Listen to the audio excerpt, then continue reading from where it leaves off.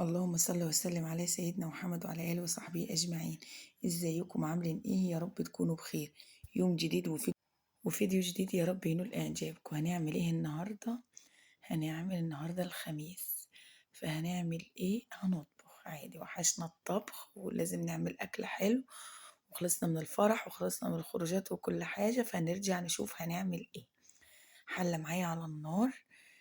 كان عندي زبدة، طلعت كورة زبدة من الفريزر وخليتها في الحلة تسيح، ونزلت عليها بالبصل، وهبدأ إن أنا أشوح البصل بتاعي.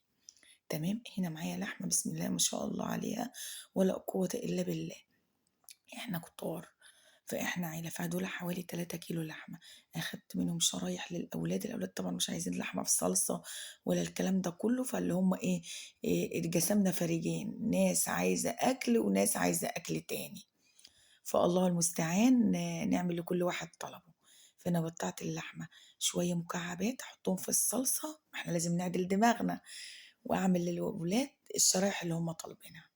تمام. فانا هنا معايا حوالي نص كيلو بصل، غسلته ونضفته وفرمته. وزي ما انتوا عارفين بصلة يوم الخميس انا بحب اعملها على ايدي. تمام. فهنا بدأت ان انا اشوح البصل معايا لحد ما تاخد اللون الذهبي. طبعا هتبل البصلة بملح وفلفل اسود. انا دايما بحب اضيف الملح من اول الطبخة، بيخلي اللحمة تشد مش بيخليها تشد، انا بحب اضيفه. ليه؟ بقول اللحمة تتطعم والانسجة بتاعتها كلها تكون مملحة وحلوة، لكن لما بضيفه في الاخر مش بتشرب من الملح كويس. تمام. فشوحت البصل، بعد البصل ما خد اللون الذهبي انزل باللحمة عليه، وهبدأ اكمل تشويح. تمام. اهو، سنة كزبرة، سنة فلفل اسود، جوز الطيب لو موجود. تمام. وافضل ان انا اشوح الكلام ده كويس. الله، بجد لو فص توم تضيفيه في المرحلة دي وشمي احلى روايح.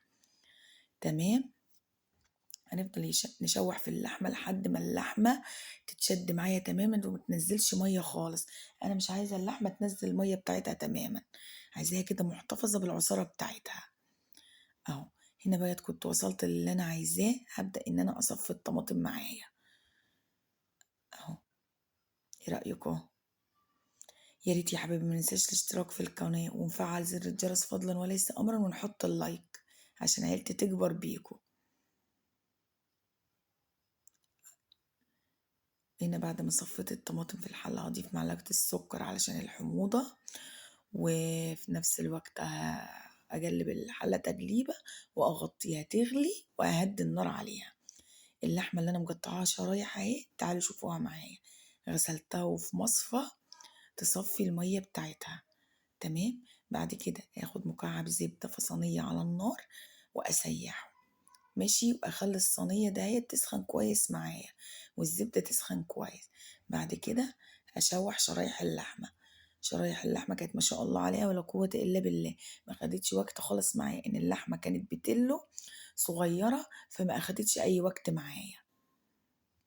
فزي ما انتوا شايفين كده معايا اهو، ادي شرايح اللحمه، الله اكبر عليها. ارصهم بقى كده في الصينيه شريحه جنب شريحه واشوحهم. هي مش هنقدر نقول عليها استيك، لا هي مش استيك، هي لحمه كده عملتها شرايح للاولاد وهحمرها بالطريقه دي. تمام. اهو. هتشوفوا في الاخر انا عملت لهم ايه. هبدا بقى ان انا اشوح اللحمه لحد ما تاخد اللون الحلو معايا. فصين حبهان، فصين مستيكه، رشه فلفل اسود، رشه ملح، ورشه جوز الطيب، وهستكفي بالكلام ده. وهشوح فيها لحد ما تستوي. هي ما كانتش واخده سوا معايا خالص، وهتشوفوها دلوقتي مستويه وعامله ازاي معايا. تمام. اهو. يا ريت نذكر الله يا حبايبي. شايفين اللحمه هنا ما شاء الله عليها ولا قوه الا بالله، بدات توصل للون اللي انا عايزاه. وهنا اللحمه على النار بتتسبك ما شاء الله عليها ولا قوه الا بالله. هنا التسبيكه معايا كانت، شايفين، نزلت السمنه بتاعتها والله اكبر عليها. هاخد جزء من التسبيكة دي، أنا زودتها شوية، هعمل بيه إيه؟ هتشوفوا دلوقتي هعمل بيه إيه. مش بقول لكم هما اتقسموا فريقين؟ أول فريق هياكل الطبيخ بالبسلة بمكعبات اللحمة، هو كله هياكل من كله، بس كان لازم أرضي جميع الأطراف. تمام. إذا كانت واقفة يبقى هعمل لكل واحد طلبه، يا رب يخليهم دايما ويعيشوا ويطلبوا. هنا شلت حبة تسبيكة، وهبدأ إن أنا أركنهم على جنب. وهنا ضفت البسلة بالجزر، تمام، وزودت حبة شوربة وقفلت عليها الغطا وسبتها تاخد وتدي مع نفسها. هنا اللحمة كانت ما شاء الله عليها استوت وزي الفل، وصلت للون اللي أنا عايزاه. رشة فلفل أسود تاني وخلاص. هنا بقى مكان البهاريز بتاعت اللحمة. هنزل ب2 كيلو بطاطس. ايه رأيكم؟ فريق عايز بسلة وطبيخ، والفريق التاني عايز صينية بطاطس. تمام. صينية البطاطس باللحمة بتكون تحفة وخطيرة، فأنا مرضتش أعملها ني في ني. أنا قبل كده عملتها معاكم ني في ني، فأنا حبيت أعملها النهاردة مكان البهاريز بتاعت اللحمة، واللي هي إيه، بتسبيكة. طعمها بيكون تحفة، وأصلا البطاطس الصيفي بتكون دايبة خالص، والطعم بتاعها بيكون في حتة تانية. تمام. هنا ضفت البطاطس بتاعتي مكان بهريز اللحمة، ورشة ملح ورشة فلفل اسود وواحد فلفل حامي، وهكب التسبيكة دي عليها، ومكعبين كده لحمة فيها. والله بقى دخليها الفرن، وهاتي رغيفين 3 عيش كده ابيض حلوين، ولا بلدي حتى، ولا عيش الطيبات، وشوية مخلل ولا بتنجان مخلل، وخدي احلى اكل. انا على فكرة ما عملتش رز، والله ما رضيت اعمل رز، قلت ما شاء الله الخضار كويس، وهناكل بعيش وسلطات والكلام ده. رشة كزبرة كده على الوش، وخدي احلى بطاطس. ايه رأيكم؟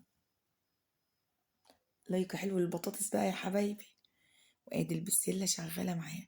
هنا صينية البطاطس كانت ما شاء الله عليها استوت وطلعت من الفرن، وطعم ما اقولكوش وريحة ما اقولكوش.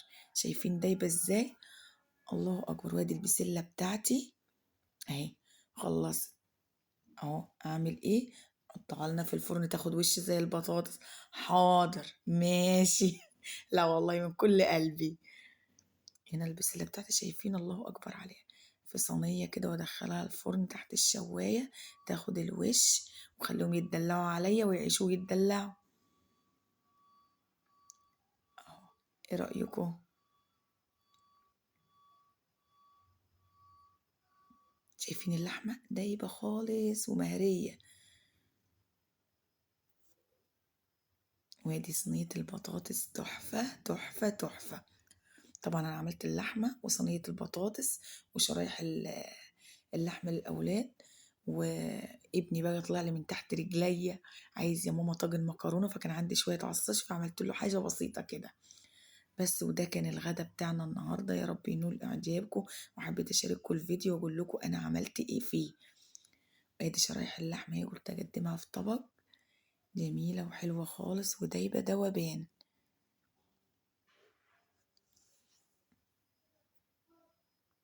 ايه رأيكم؟ يا ريت يا حبيبي ما ننساش الاشتراك في القناة ونفعل زر الجرس فضلا وليس أمرا، علشان عيلتي تكبر بيكم. شايفين اللحمة دايبة معايا ازاي؟ دايبة خالص بسم الله ما شاء الله. وديها مستوية في الصينية، لما تكون لحمة بتلو مش بتاخد وقت معايا. وادي اللحمة، وادي طاجن المكرونة، وده طاجن البسلة، وصينية البطاطس. اللهم لك الحمد والشكر، ربنا يديم نعمة علينا. وده كان غدانا، ويا رب بيوتكم عمرانا بالخير يا رب، اللهم امين. ويا ريت ما ننساش الاشتراك في القناه ونفعل زر الجرس يا حبايبي، فضلا وليس امرا. واترككم في رعايه الله وامنه، والسلام عليكم.